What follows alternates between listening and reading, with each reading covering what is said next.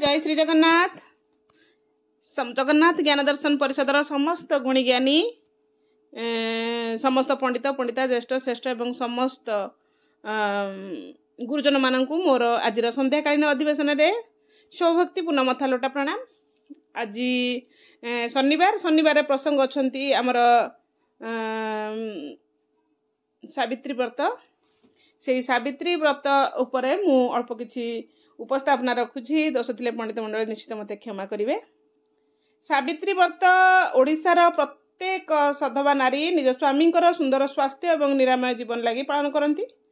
ज्येष्ठ मास अमावास्या रे ब्राह्मणों द्वारा यही पूजा कर्म आरंभ करा जाय थाए।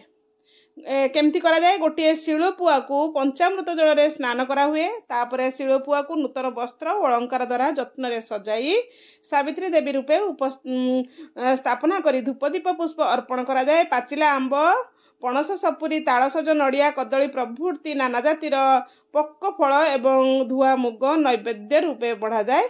सावित्री व्रत देवी सावित्री जमदेवता एवं सत्यवान को पूजा करा जाए।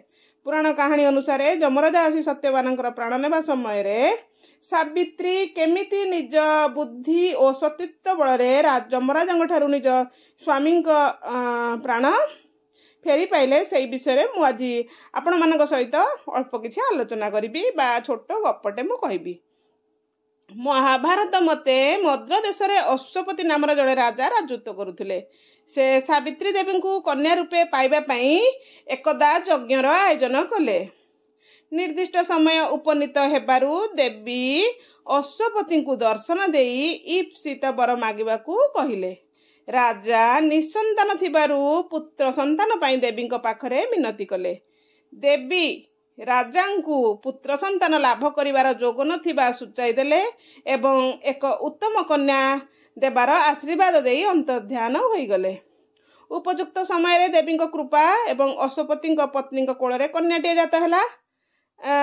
सावित्री बा गायत्री को उपासना करी तांको आशीर्वाद रु कन्या संतान टे लाभ करी थिबारु तांकर नाम रखिथिले सावित्री। सावित्री क्रमे यौवन रे पाद देवा परे पिता अश्वपति आदेश मते निज इच्छा रे वर खोजिबाकू सम्मति प्रकाश करी सहचर मानक सह पति अन्वेषणार्थे भ्रमण करिबाकू बाहरिले। साल्लो देशर राजा दिम्तसेनंकर औरसरे शल्यंक गर्भरु सत्यवान जन्म ग्रहण करथिले। देवी दुर्विपाकरु सत्यवानकर शैशव अवस्थारु द्युमत्सेन अंध एवं भ्रष्ट राज्य होई वनवासी होइथिले। सत्यवान बनरे फलमूल खाई पुनर्वृत्ति मुनिवृत्ति अवलंबन करी भक्ति सहकारे पितांकर उपासना करुथिले। सावित्री भ्रमण करू करू सेही बनरे पहुंची सत्यवानकर असीम पितृभक्ति एवं धर्मपरायणता और रूपरे मुग्ध होई ऐश्वर्य भोग लालसा त्याग करी एहांक संगरे जीवन यापन करिवा पई संकल्प करी सत्यवान को पति रूपे उपनीत करी राजधानी को फेरी पिता को जणाइले। एही समय रे नारद उपस्थित होई सत्यवान परमायु मात्र 1 वर्ष थिबार जणाई निज पितांक मत बदलैबाकू सावित्री को अनुरोध कले। निज मत बदलैबा पई निज पिता को पाखरे निज मत बदलैबा पई सावित्री को अनुरोध कले। मात्र सावित्री प्रस्ताव को प्रत्याख्यान करी निज निष्पत्ति रे अटल रहिले। अगत्या उभय पक्षों पितामाता अनुमति क्रमे सावित्री सत्यवान सहित यथा रीति संपन्न विवाह संपन्न हैला। विवाह परे सावित्री पितृगृहर राजसंपद विलास दासदासी वर्ग को त्याग करी स्वामी सहित तपोवनर कुटीर रे रही सासु ससुर सेवारे लगिले। विवाहर 1 वर्ष पूर्वा को 3 दिन पूर्व सावित्री त्रिरात व्रत अवलंबन कले। अनंतर जेउदिन 1 वर्ष पूर्ण हेब ओ सत्यवान परमायु शेष हेब सही दिन सत्यवान फलमूल समिध्य संग्रह करने को बण को जीवा बेले सावित्री तांको संगरे गले।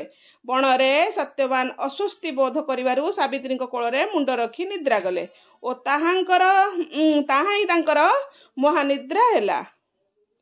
किंतु सावित्री निज मृत स्वामी मस्तक को निज क्रोड़ रे धरी सही ठारे बसी रहिले। जमदूत माने सत्यवान जीवन नेबा पई आसी ସତୀ ସାବିତ୍ରୀଙ୍କ ନିକଟରୁ ଛଡ଼ାଇ ନେଇ ନପାରି ଫେରିଗଲେ। ବିଫଳ ଯମଦୂତଙ୍କ ଠାରୁ ଖବର ପାଇ ନିଜେ ଯମ ଆସି ସେଠାରେ ପହଞ୍ଚି ସତ୍ୟବାନଙ୍କର ଜୀବ ଧରି ବାହାରିଲେ। ସାବିତ୍ରୀ ମଧ୍ୟ ଯମକୁ ଅନୁଗମନ କଲେ, ତାଙ୍କ ପଛେ ପଛେ ଗଲେ। ଯମରାଜା ଏହାଙ୍କର ଭକ୍ତି ଏବଂ ସ୍ତୁତି ପାଠରେ ତୃଷ୍ଣ ହୋଇ ସତ୍ୟବାନଙ୍କ ବଦଳରେ 3ଟି ବର ଦେବାକୁ ସତ୍ୟ କଲେ ଏବଂ ସର୍ତ୍ତ ରଖିଲେ ଯେ ସତ୍ୟବାନଙ୍କ ଜୀବନ ବଦଳରେ ଆଉ କିଛି ମାଗିପାରନ୍ତି।